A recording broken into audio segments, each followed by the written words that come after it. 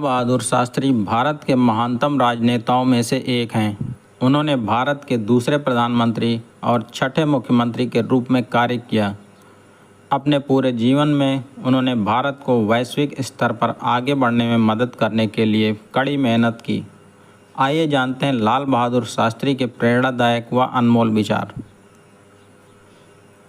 हम दुनिया में सम्मान तभी हासिल कर सकते हैं जब हम आंतरिक रूप से मजबूत हों और अपने देश से गरीबी और बेरोजगारी को दूर कर सकें। हम इसे अपना नैतिक कर्तव्य समझेंगे कि उपनिवेशवाद और साम्राज्यवाद के खात्मे के लिए हर तरह का समर्थन दें, ताकि हर जगह लोग अपनी नियति को ढालने के लिए स्वतंत्र हों। हमें शांति के लिए बहादुरी से लड़ना चाहिए, जैसे हम युद्ध में लड़े थे। हम शांति और शांतिपूर्ण विकास में विश्वास करते हैं, न केवल अपने लिए बल्कि पूरी दुनिया के लोगों के लिए। अनुशासन और एकजुट कार्रवाई राष्ट्र के लिए ताकत का वास्तविक स्रोत है। हमारे देश के बारे में अनोखी बात यह है कि हमारे यहाँ हिंदू, मुस्लिम, ईसाई, सिख, पारसी और अन्य सभी धर्मों के लोग हैं। हमारे पास मंदिर और मस्जिद, गुरुद्वारे और चर्च हैं, लेकिन हम इन सब को राजनीति में नहीं लाते हैं। भारत और पाकिस्तान के बीच यही अंतर है। हमारा रास्ता सीधा और स्पष्ट है। घर पर एक समाजवादी लोकतंत्र का निर्माण, जिसमें सभी के लिए स्वतंत्रता और समृद्धि हो, और विश्व शांति और विदेशों में सभी देशों के साथ मित्रता कायम हो।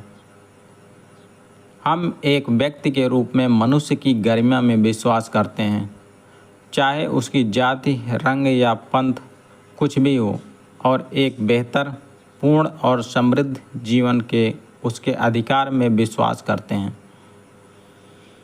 हम शांतिपूर्ण तरीकों से सभी विवादों के निपटारे में, युद्ध के उन्मूलन में और विशेष रूप से परमाणु युद्ध में शांति में विश्वास करते हैं। जितना मैं दिखता हूँ उतना सरल नहीं हूँ। हमारा देश अक्सर आम खतरे के सामने एक ठोस चट्टान की तरह खड़ा रहा है, और इसमें एक गहरी अंतर्निहित एकता है जो हमारी सभी प्रतीत होने वाली विविधता के बीच एक सुनहरे धागे की तरह चलती है। अगर पाकिस्तान के पास हमारे क्षेत्र के किसी भी हिस्से को बलपूर्वक हड़पने का कोई विचार है, तो उसे नए सिरे से सोचना चाहिए।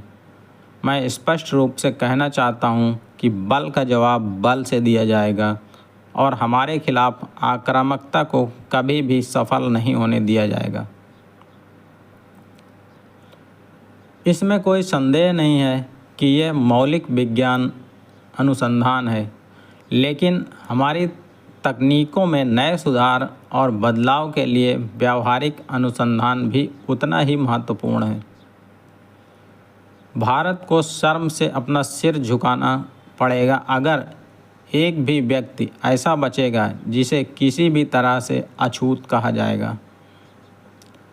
गुट निरपेक्षता विश्व समस्याओं और अन्य देशों के साथ हमारे संबंधों के प्रति हमारे दृष्टिकोण का मूल आधार बनी रहेगी। इसमें कोई संदेह नहीं कि हमारे पास बड़ी परियोजनाएं, बड़े उद्योग, बुनियादी उद्योग होने चाहिए, लेकिन यह सबसे महत्वपूर्ण बात है कि हम आम आदमी समाज के सबसे कमज़ोर तत्व पर ध्यान दें। स्वतंत्रता की रक्षा करना अकेले सैनिकों का काम नहीं है, पूरे देश को मजबूत होना होगा। हम सभी को अपने अपने क्षेत्रों में उसी समर्पण, उसी उत्साह और उसी दृढ़ संकल्प के साथ काम करना होगा जिसने युद्ध के मोर्चे पर योद्धा को प्रेरित किया, और इसे केवल शब्दों से नहीं बल्कि वास्तविक कार्यों से दिखाना होगा। सच्चा लोकतंत्र या जनता का स्वराज कभी भी असत्य और हिंसक तरीकों से नहीं आ सकता है। देश के प्रति वह निष्ठा अन्य सभी निष्ठाओं से आगे आती है, और यह एक पूर्ण निष्ठा है, क्योंकि कोई इसे प्राप्त होने वाली चीज़ों के आधार पर नहीं आंक सकता है। जैसा कि मैं देखता हूँ, शासन का मूल विचार समाज को एक साथ रखना है ताकि वह विकसित हो सके और कुछ लक्ष्यों की ओर बढ़ सके। विज्ञान और वैज्ञानिक कार्यों में सफलता असीमित या बड़े संसाधनों के प्रावधान से नहीं, बल्कि समस्याओं और उद्देश्यों के बुद्धिमानी पूर्वक और सावधानी पूर्वक चयन से आती है। सबसे बढ़कर कड़ी मेहनत और समर्पण की आवश्यकता है। हमें अब शांति के लिए उसी साहस और दृढ़ संकल्प के साथ लड़ना होगा जैसे हमने आक्रामकता के खिलाफ लड़ा था। कानून के शासन का सम्मान किया जाना चाहिए ताकि हमारे लोकतंत्र की बुनियादी संरचना बनी रहे और इसे और मजबूत किया जा सके।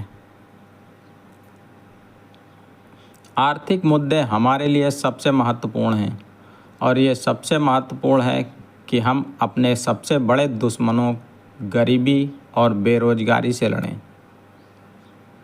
मैं हमेशा दूसरों को सलाह देने और खुद उस पर अमल न करने को लेकर अपने मन में असहजता महसूस करता रहा हूँ। प्रत्येक राष्ट्र के जीवन में एक समय आता है जब वह इतिहास के चौराहे पर खड़ा होता है और उसे चुनना होता है कि उसे किस रास्ते पर जाना है। मैं कांप जाता हूँ जब मुझे यह तथ्य याद आता है कि मुझे इस देश और संसद का प्रभारी बनना है, जिसका नेतृत्व जवाहरलाल नेहरू से कम किसी व्यक्ति ने नहीं किया था। हमें अपने सामने आने वाली कठिनाइयों पर विजय प्राप्त करनी होगी और अपने देश की खुशी और समृद्धि के लिए दृढ़ता से काम करना होगा। हम एक बहुत बड़ी और विशाल सरकार हैं और स्वाभाविक रूप से हर मंत्रालय और बड़ा होता जा रहा है। इसलिए यह आवश्यक हो जाता है कि उचित समन्वय होना चाहिए।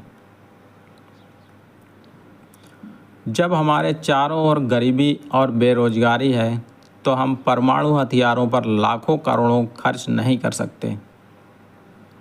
यह अत्यंत खेदजनक है कि परमाणु हथियार बनाने के लिए परमाणु ऊर्जा का उपयोग किया जा रहा है।